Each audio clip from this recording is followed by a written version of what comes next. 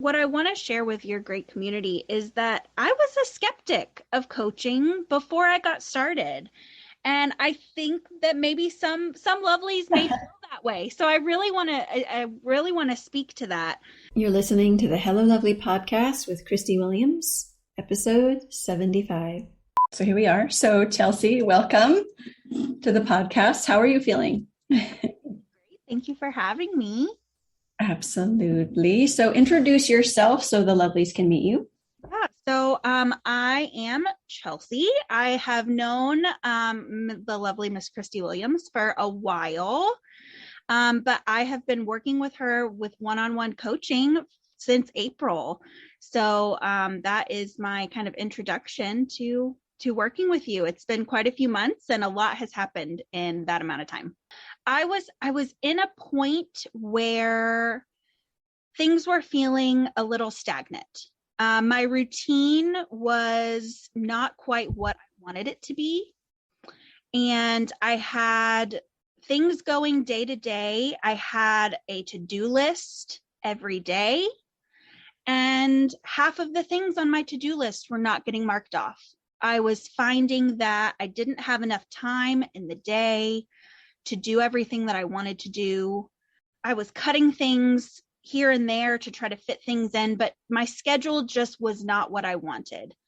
I was feeling a lack of motivation for those things that I wanted to do. And so I got to a point where I knew I needed a little bit of help with that. And so I got started here and was looking for how to motivate myself to get the things I really wanted to get done. I think in trying to find time for things that I wanted to do, things that I knew would make me a better, happier person, I was cutting other things that were already making me a happy person. So what a terrible balance, and what a challenge to try to figure out. How could it was really a question of how can I do it all in a way that was somehow still balanced, which kind of sounds a little bit backwards, but it's not. It was a matter of, I had things on my list that I had to do. I had things on my list that I wanted to do. I wanted downtime and relaxing time. And it felt like there was no possible way that could all fit into a single day. It just sounded impossible. When you start living in this schedule you've always wanted, you just line up with that person, like who you are already. It's just kind of taking out the funk and being like, this is really what I wanted, and just knowing how to bridge that gap. Absolutely. Bridging a gap is such a good way to put it, because that was where the stagnant feeling was in that gap. So that was what I needed, a little bit of guidance on how to bridge that. One thing you said that you wanted was this perfect day in mind that you could see so clearly, that you idealized it. It was effortless. Mm-hmm. Yeah. Oh, idealized it is a great word to attach to it. I am such a big fan of lists and hopeful scheduling.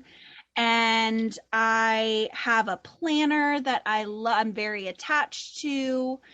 And I have habit trackers. I'm constantly creating these documents, creating lists, writing things down, which makes me feel great to do those things. But I was constantly doing it in an ideal way. Here is my perfect day. And on Monday, I'm going to start it and I'm never going to look back.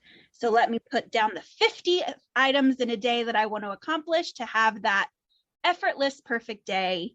And something's just going to happen Monday, and it's all going to work out, and I'm going to just do it all. Tuesday, when that didn't happen, I was devastated, and okay, I'll try again on Monday. That's been the cycle for a long time. And it was this hope of having that day be, like you said, be effortless. It just would show up at my doorstep. I would grab onto this day and off we go. Like, this is the experience of so many women, self-included, which is how I found this work as well. It was a big piece of what I wanted to do. That frustration where there's conversation when you talk about, I want to do this, or I'm going to start today even. And it's not like we don't mean it. I think the painful part is because we mean it so deeply, but it doesn't happen. And there's a key part that we play in it, and it's not a character flaw. It's a knowledge gap. Absolutely. It was never, even though it was idealized a little bit in my mind, it was never something that I was dreaming of that I didn't expect to happen. When I wrote those lists, when I made that habit tracker, it was with all intention of it happening. Absolutely. Almost like the idealized part, the magic wand part, the part where it feels like it will happen with no effort and I'll just magically wake up and always have motivation. Isn't that what we're all always looking for? No matter what problem we're having or what thing we want to change about ourselves, we're always looking for the magic wand. That's where the word effortless came into as my vocabulary as well, because that comes along with the magic wand. There has to be something. Wave it, create this for me. And that's what I was looking for. Yes, totally. How would you say that holds you back when you have that expectation or even that wish that it will just magically happen? Absolutely. I think that the way that it held me back was expecting to wake up with motivation. Because as I think we've all experienced, that does happen some days. We wake up and we are ready to tackle everything on our list with full force. And we do. We have that great day where we accomplish so much. And so that must be it. I must just have to have that thing every day. Something must cause it. And that's what I'm looking for. So when that didn't happen, when I did wake up and want to hit the snooze button and want to scroll on Instagram instead of doing a task on my to-do list, it was like, well, I guess today's not that motivation day. And so I would release myself into that.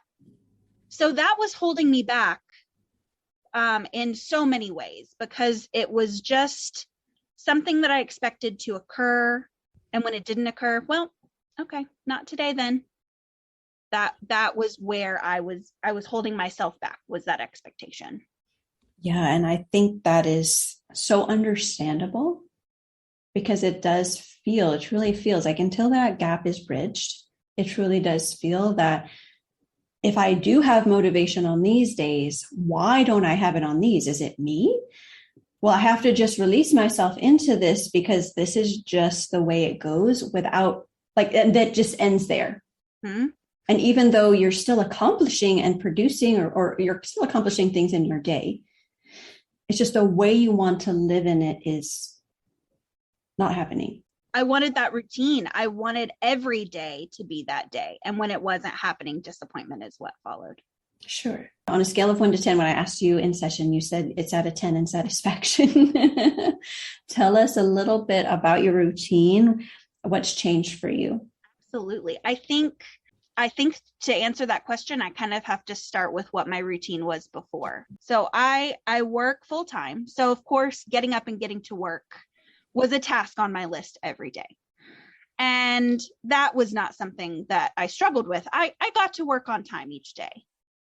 However, I work from home, so that commute is not long, but that often means getting up in enough time to splash a little water on my face and get my computer on.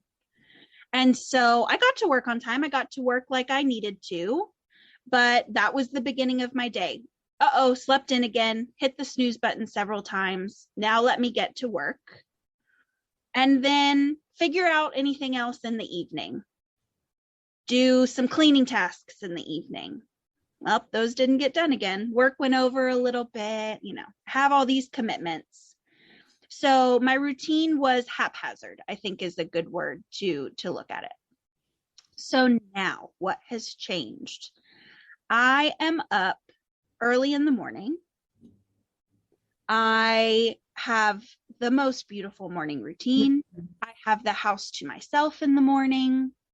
I sit down with my water and my journal and my planner, my beloved planner that has gone everywhere with me for years, is now getting used every day.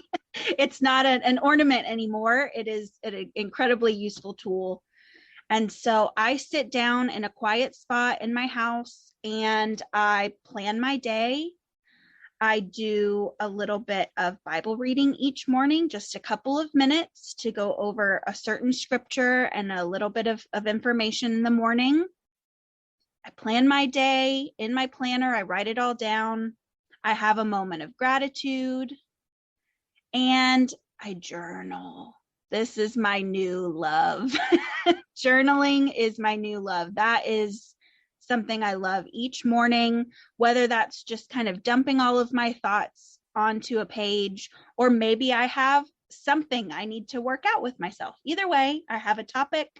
I journal 1 to 2 pages each morning, and then I move my body for 30 minutes. It's usually a walk. I go on a walk, I move my body, I come back home, I make my coffee, my breakfast, and then I'm ready to start work.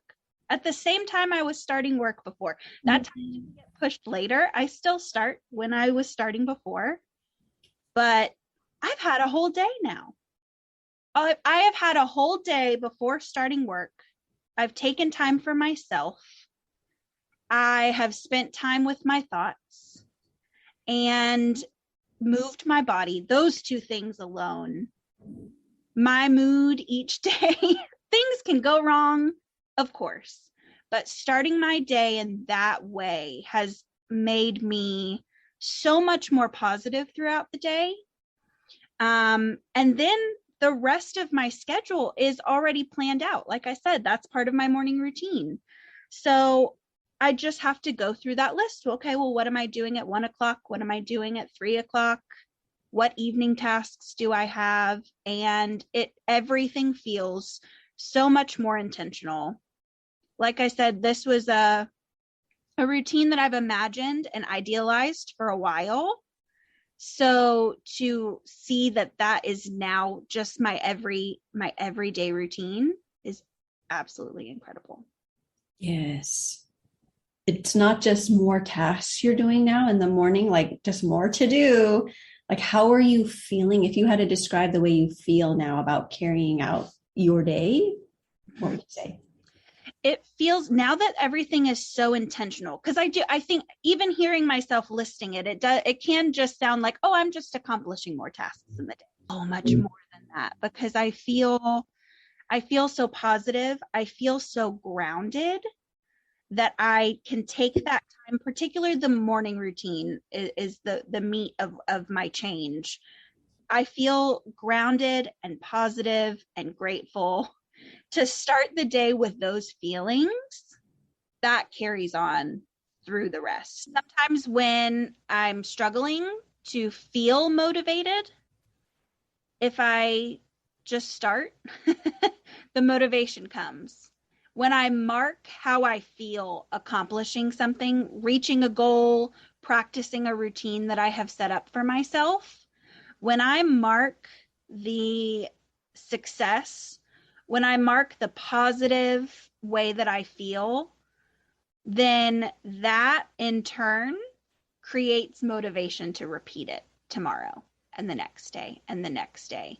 So it's a little bit of a cycle of, you don't quite feel motivation, you do it anyway. That felt so good that there's the motivation. It showed up. And then you can create that each day. Yeah. And it is not a magic wand, but it does feel really special, right? Like it is such a blessing to go through not feeling motivated, acknowledging it, not a problem. It's okay, even if it feels like a problem for a moment, doing it, getting started, the motivation catches up with you. That's a special blessing. It's such a special feeling. Yeah. It is. And it's because I can do it every day. That is incredibly special, that I don't have to rely on that popping up unexpectedly. It took effort. It took practice. But like once I hit my stride, now the feelings are there that I'm looking forward to it. I'm excited to start my day that way. And it is not the drudgery that it seemed like it was going to be, or it was maybe those first few times. What I want to share with your great community is that I was a skeptic of coaching before I got started. And I think that maybe some lovelies may feel that way. So I really want to speak to that. I had been avidly consuming your content for a while. I was a huge fan of your Instagram. I had been listening to your podcast for about a year and a half before I was even ready to start talking about coaching. I had attended a couple of workshops that you had done quietly with my camera off. I was an observer for a while because I was a little skeptical. What can I get from this? And so what I want to tell them is that taking that first step and having a consultation and getting a feel for what the program is, because they may have some ideas of what the program is, but to really one-on-one sit down, let's talk about what the program is. That is such a beneficial step to take, and that it's not scary at all. It's a great step to take. And reaching out to start that conversation really started a new chapter in my life. And so if that is what they're looking for, if they're listening to your podcast, they are enjoying the things that you're sharing on social media, they love these subjects, they're resonating with the subjects, that it really is worth digging in and seeing how much they can benefit from working with you. And that trusting the process, like I have for the last several months, they will have results that are incredible. I can attest to that. And that is just part of the program. And it's so beautiful. I am so touched by that. I'm so much celebrating your success. There's so much to soak in and really celebrate and reflect and appreciate. That just makes our drive more. So thank you so much for sharing that. How beautiful was that? Thank you for joining Chelsea and I through this interview. If this resonated with you, go to MissChristieWilliams.com and schedule a program consultation with me. That's MSCHRISTIE Williams.com. And I'll see you next time.